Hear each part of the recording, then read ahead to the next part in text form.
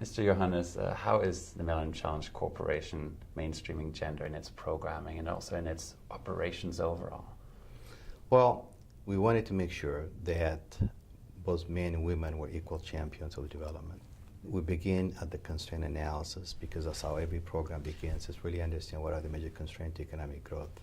And we want to make sure at that point gender is included. We need to understand what are the major constraints for women or for both men that's making it very difficult for them to economically grow. And once we find that information, we're able to integrate gender at every level. They're part of the development processes and also during implementation. We want to make sure at the end of the day that both men and women are benefiting from our investments. In fact, I could tell you that one of the most beautiful things about this job is you get to see about what takes place out in the field. That's where you get to see and understand the real impact of the program that we do. When I was in Honduras, I met with women farmers that never plowed a field in their lives.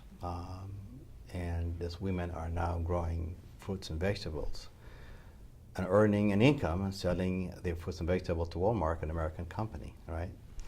And I went to Georgia, and I had the opportunity to visit a dairy processing center. And this center was partially helped by MCC funds, owned by a woman, and it employs about 50 people and supports about 250 dairy farmers in the community. So I think you go from place to place and you could see that not only are we making a difference in terms of income growth, but also in some of the laws like I talked about in Lesotho, where it was not possible before for a married woman to do business transaction without the signature of her husband or a male figure in the household. I think that law was changed in Parliament, and now women are free to do business transactions like their male partners in Lesotho. So there's been a lot of work that has been done, which is wonderful, because I think it'd be very difficult to bring economic prosperity if, in fact, you do not include both men and women equally.